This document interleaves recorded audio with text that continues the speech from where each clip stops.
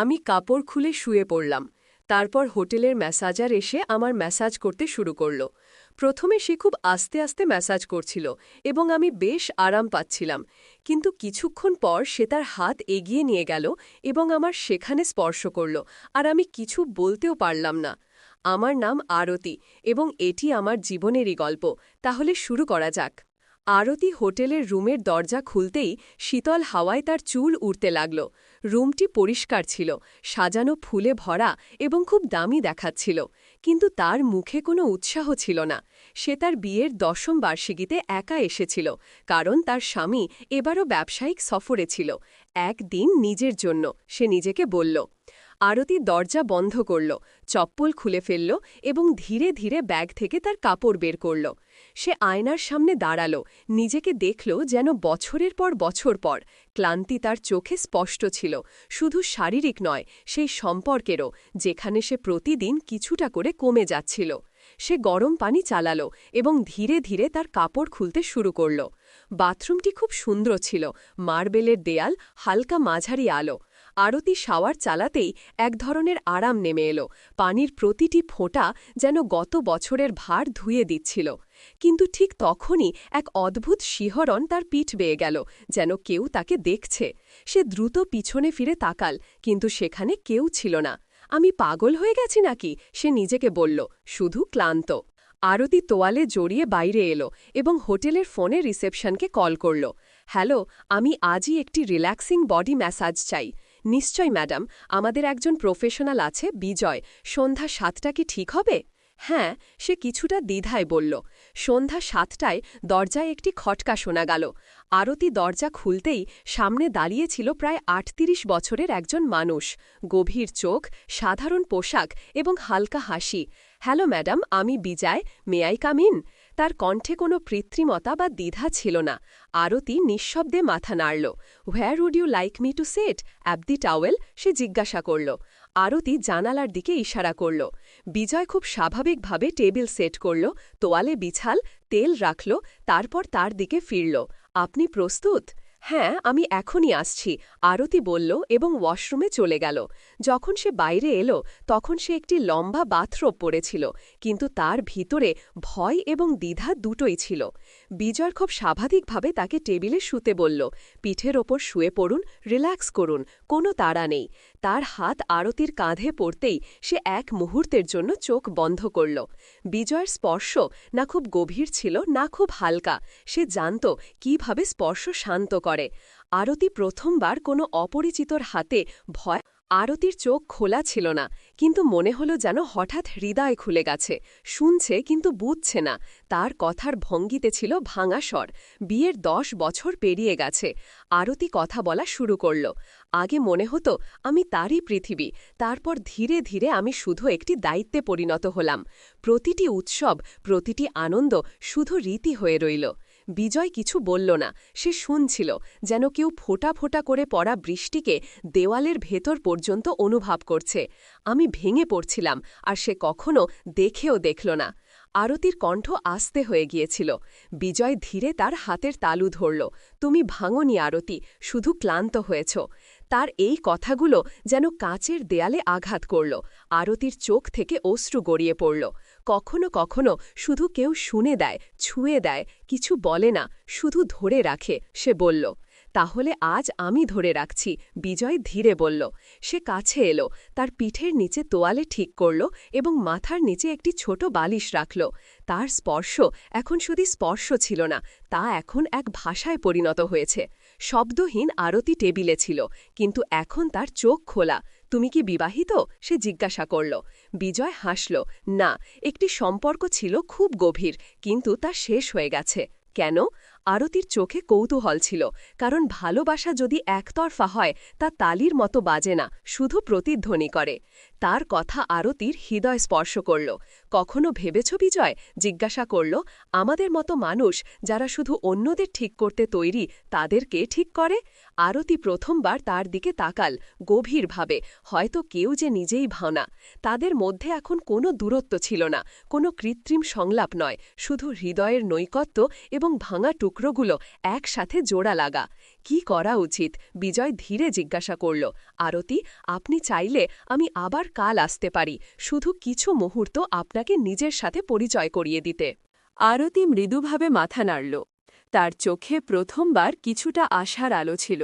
পরের দিন দুপুর গড়িয়ে গিয়েছিল। আরতি বারান্দায় বসেছিল, হাতে চায়ের কাপ। কিন্তু আজ তার মন প্রথমবার কিছুটা হালকা লাগছিল। সুনীল আজও অফিস থেকে দেরি করে আসবে। বাড়িতে সেই পুরনো নিস্তব্ধতা। কিন্তু আজ সেই নিস্তব্ধতায় কোনো কষ্ট ছিল না। ফোনে একটি মেসেজ ছিল, যদি ঠিক মনে হয় তবে সন্ধ্যা 5টায় আসতে পারি। আরতি কিছু না ভেবেই শুধু লিখল, ঠিক আছে।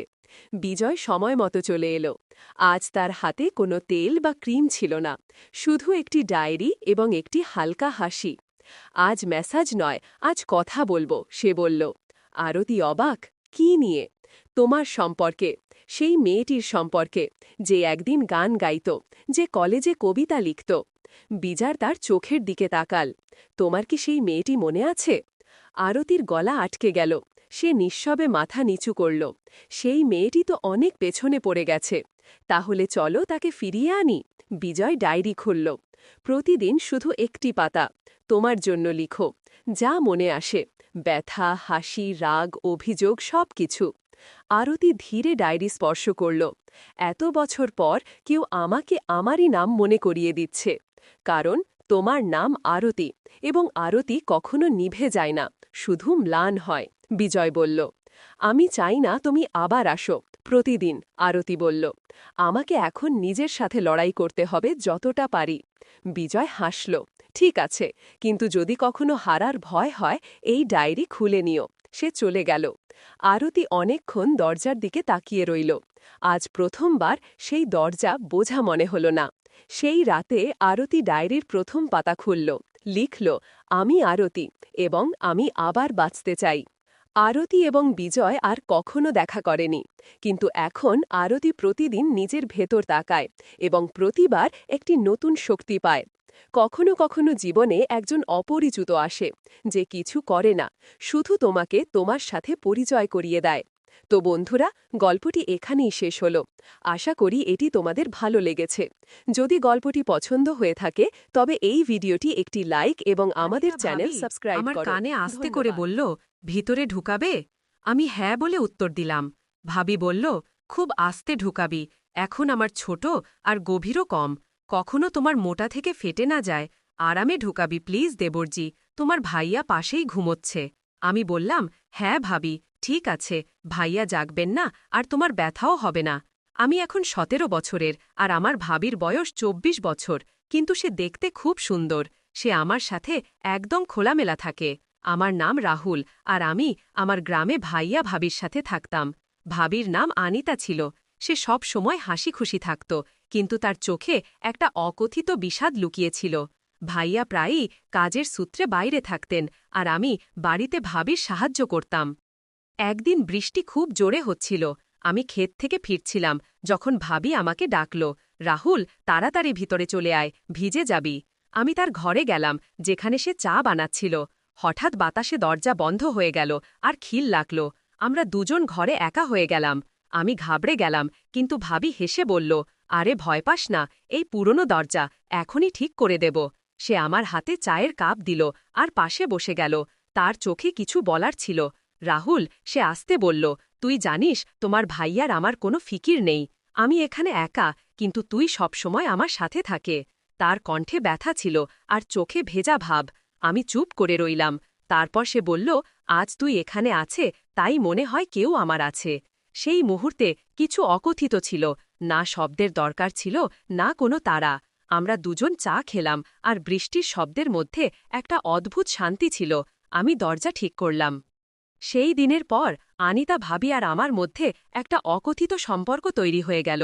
দিনভর কাজের পর আমরা প্রায়ই রাতে ছাদে বসতাম, যেখানে তারা জ্বলত আর গ্রামের নিস্তব্ধতা আমাদের ঘিরে ধরত। এক রাতে যখন ভাইয়া আবার শহরে গিয়েছিলেন, ভাবি আমাকে ডাকল, রাহুল, আজ ছাদে চলো। তার কণ্ঠে একটা অদ্ভুত টান ছিল। আমি তার সাথে গেলাম। রাত গভীর ছিল, চাঁদের আলো চারদিকে ছড়িয়েছিল।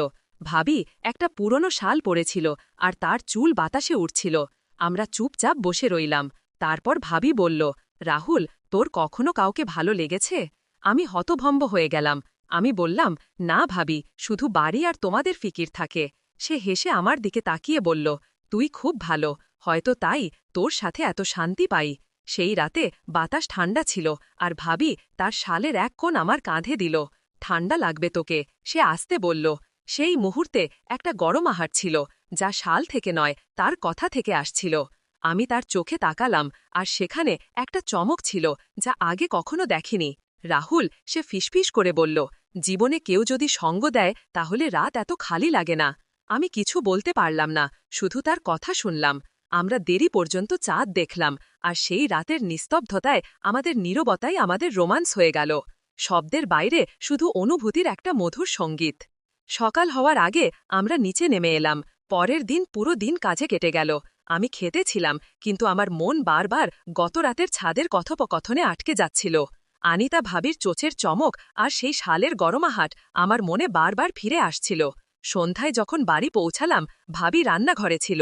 সে আমাকে দেখে হালকা হাসল আর বলল, রাহুল, আজ রাতে আবার ছাদে চলো, চাঁদ আরও পরিষ্কার দেখা যাবে।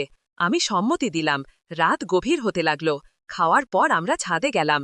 এবার বাতাসে একটা অদ্ভুত মিষ্টি গন্ধ ছিল, যেন ফুলের সুগন্ধ দূর থেকে ভেসে আসছে। ভাবি একটা হালকা নীল শাড়ি পরেছিল, যা চাঁদের আলোয় ঝলমল করছিল। আমরা পাশাপাশি বসলাম। রাহুল, সে আসতে বলল, তোর কখনো মনে হয় না যে জীবনে কিছু বাদ পড়ছে? আমি তার থেকে তাকালাম। তার কণ্ঠে একটা গভীরতা ছিল, যা সরাসরি হৃদয় পৌঁছাচ্ছিল। আমি বললাম, ভাবি, তোমার সাথে সময় কাটানোর পর মনে হয় কিছু বাদ পড়েনি। সে আমার কথা শুনে তার চোখ নিচু করল, আর আস্তে আমার হাতে তার হাত রাখল। তার আঙুল ঠান্ডা ছিল, কিন্তু সেই স্পর্শে একটা আগুন ছিল। তুই সত্যি আমার জন্য অনেক অর্থপূর্ণ, সে বলল, আর তার চোখে চিকচিক করল। আমি স্তব্ধ হয়ে গেলাম, কিন্তু সেই মুহূর্তে কিছু বলার সাহস পেলাম না। তারপর ভাবি আমার আরও কাছে এলো। চাঁদের আলো তার মুখে পড়ছিল, আর তার নিঃশ্বাস আমার মুখ স্পর্শ করছিল। রাহুল, যদি এই রাতটা আমাদের হতে পারে, তাহলে তুই কি আমার সাথে এটা কাটাবি? তার কণ্ঠে একটি প্রশ্ন ছিল, একটি আশা ছিল। আমি ধীরে ধীরে তার হাত ধরে বললাম, ভাবি, এই রাত তোমার, আর আমি তোমার সঙ্গে আছি। সে রাতে আমরা বেশি কথা বলিনি, শুধু একে অপরের কাছাকাছি বসেছিলাম। হাত ধরে বাতাস আমাদের মধ্যে বইছিল, আর চাঁদ যেন আমাদের এই নীরব ভালোবাসার সাক্ষী হয়ে দাঁড়িয়েছিল। গত রাতের ঘটনার পর আনিতা ভাবি আর আমার মধ্যে কিছু বদলে গিয়েছিল। আমাদের চোখ এখন আগের চেয়ে বেশি কিছু বলত, আর আমাদের প্রতিটি স্পর্শ যেন কোনো আগুন জ্বালিয়ে দিত। সে রাতে যখন গ্রাম ঘুমিয়ে পড়েছিল, ভাবি আমাকে তার ঘরের কাছে ডাকলেন। রাহুল, আজ ছাদে নয়, এখানে থাকো, তিনি ধীরে ধীরে বললেন। তার কণ্ঠে এক ধরনের কাঁপুনি ছিল, যেন তিনি কিছু বলতে চাইছিলেন কিন্তু সংকোচ করছিলেন। আমি তার ঘরে গেলাম। একটি দ্বীপ জ্বলছিল, আর তার আলোয় ভাবির মুখ আরও সুন্দর দেখাচ্ছিল। তিনি দরজা বন্ধ করে আমার পাশে এসে দাঁড়ালেন। তোমার ভয় করছে না তো? তিনি জিজ্ঞাসা করলেন। তার চোখে ছিল শরারত আর ভয়ের মিশ্রণ। আমি বললাম, না ভাবি, তোমার সঙ্গে কোনো কিছুই ভুল মনে হয় না। তার শ্বাস দ্রুত হতে লাগল, আর তিনি আমার কাঁধে হাত রাখলেন। রাহুল, আমার মনে হয় তুমি আমাকে বোঝো, আমার প্রতিটি কথা, আমার প্রতিটি অভাব, তিনি বললেন। তারপর তিনি আরও কাছে এলেন। তার শাড়ির আঁচল একটু সরে গেল, আর দ্বীপের আলোয় তার কোমরের এক ঝলক দেখা গেল। আমার হৃদয় দ্রুত স্পন্দিত হতে লাগল। তিনি আমার মুখ তার হাতের মধ্যে নিয়ে ধীরে ধীরে বললেন, আমি আজ তোমার সঙ্গ চাই, পুরো সঙ্গ। তার কণ্ঠে এক ধরনের আকাঙ্ক্ষা ছিল, যা শব্দের চেয়েও বেশি তার শ্বাসে লুকিয়েছিল। আমি তার হাত ধরে তাকে আমার বাহুতে টেনে নিলাম। তার শরীর আমার বিপরীতে ছিল, আর সেই উষ্ণতায় এক ধরনের ঝড় উঠছিল। ভাবি, আমি তোমার জন্য আছি, আমি বললাম, আর আমরা দুজন একে অপরের চোখে ডুবে গেলাম। সেই মুহূর্তে কোনো শব্দ ছিল না, কোনো তাড়াহুড়ো ছিল না, শুধু এক গভীর অনুভূতি যা আমাদের শরীর ও আত্মাকে এক করছিল। সে রাতে আমরা একে অপরকে শুধু স্পর্শে নয়, হৃদয়ে অনুভব করলাম। তার প্রতিটি শ্বাস, প্রতিটি কম্পন আমার জন্য এক নতুন জগৎ ছিল। এটি শুধু শারীরিক ছিল না, এটি এক ধরনের অনুভূতি ছিল যা ভালোবাসা, আকাঙ্ক্ষা আর বিশ্বাসে গড়া। সকাল হওয়ার আগেই আমরা আলাদা হলাম, কিন্তু আমাদের চোখে সেই একই গভীরতা ছিল। সে রাতের পর আনিতা ভাবি আর আমার সম্পর্ক এক নতুন স্তরে পৌঁছেছিল। দিনের আলোয় আমরা সেই ভাই ভাবিই ছিলাম যারা গ্রামের চোখে সাধারণ ছিল, কিন্তু রাতের নিস্তব্ধতায় আমাদের জগৎ বদলে যেত। পরের রাতে ভাবি আবার আমাকে তার ঘরে ডাকলেন। এবার তার চোখে এক ভিন্ন জ্যোতি ছিল, এক আত্মবিশ্বাস, এক অধীরতা। যখন আমি ভিতরে গেলাম, তিনি দরজা বন্ধ করে আমার পাশে এসে দাঁড়ালেন। রাহুল, তিনি ধীরে ধীরে বললেন, গতরাতের পর আমি ঘুমাতে পারিনি, তুমি আমার চিন্তায় ছিলে। তার কণ্ঠে এক ধরনের মোহ ছিল যা আমার হৃদয়কে অস্থির করে তুলছিল। আমি তার দিকে তাকালাম, তার শাড়ি হালকা ছিল, আর দ্বীপের আলোয় তার শরীর এক রহস্যময় সৌন্দর্য নিয়ে হাজির ছিল। আমি তার হাত ধরে বললাম, ভাবি, তুমি আমার জন্য সব। তিনি আমার ঠোঁটে তার আঙুল রাখলেন আর বললেন, আজ শব্দ নয়, শুধু আমরা। তারপর তিনি আমাকে তার দিকে টেনে নিলেন। আমাদের শ্বাস একে অপরের সঙ্গে মিশে গেল, আর সেই মুহূর্তে সময় যেন অদৃশ্য হয়ে গেল। ভাবি তার শাড়ির আঁচল ধীরে ধীরে কাঁধ থেকে সরিয়ে দিলেন। তার চোখ আমার চোখে ছিল, যেন তিনি আমার কাছ থেকে কিছু চাইছিলেন। আমি তাকে আমার বাহুতে জড়িয়ে ধরলাম, আর তার উষ্ণতা আমার শরীরে এক শিহরণ ছড়িয়ে দিল। রাহুল, আমার মনে হয় আমি তোমার ছাড়া অসম্পূর্ণ, তিনি আমার কানে ফিসফিস করলেন। তার শ্বাসের উষ্ণতা আর তার কথার জাদু আমাকে মোহিত করছিল। আমরা বিছানায় বসলাম। আমি তার চুলে আঙুল বোলালাম, আর তিনি আমার বুকের সঙ্গে লেগে গেলেন। তার স্পর্শ, তার গন্ধ, সবকিছু আমার হুঁশ উড়িয়ে দিচ্ছিল। তুমি আমাকে সম্পূর্ণ করো, তিনি বললেন, আর ধীরে ধীরে আমার মুখ তার দিকে টেনে নিয়ে আমার কপালে চুমু দিলেন। সেই চুম্বনে ভালোবাসা ছিল, আকাঙ্ক্ষা ছিল, আর এক ধরনের ব্যাকুলতা যা আমাদের দুজনকে একে অপরের মধ্যে হারিয়ে যেতে বাধ্য করছিল। সে রাতে আমাদের নৈকট্য শারীরিকের চেয়েও বেশি আত্মিক ছিল। প্রতিটি স্পর্শে এক প্রতিশ্রুতি ছিল, প্রতিটি শ্বাসে এক গল্প। আমরা একে অপরের এত কাছে ছিলাম যে আমাদের হৃদয় স্পন্দনও এক তালে চলছিল। এটি শুধু আবেগ ছিল না, এটি এক ধরনের মিলন ছিল যা আমাদের আত্মাকে যুক্ত করছিল। সকালের প্রথম আলোর সঙ্গে আমরা আলাদা হলাম, কিন্তু আমাদের চোখে সেই একই আগুন ছিল, সেই একই ভালোবাসা ছিল। ভাবি আমার হাত ধরে বললেন, আর এই রাতগুলোই আমার জীবন রাহুল, আর আমি মনে মনে শপথ নিয়েছিলাম যে আমি তাদের প্রতিটি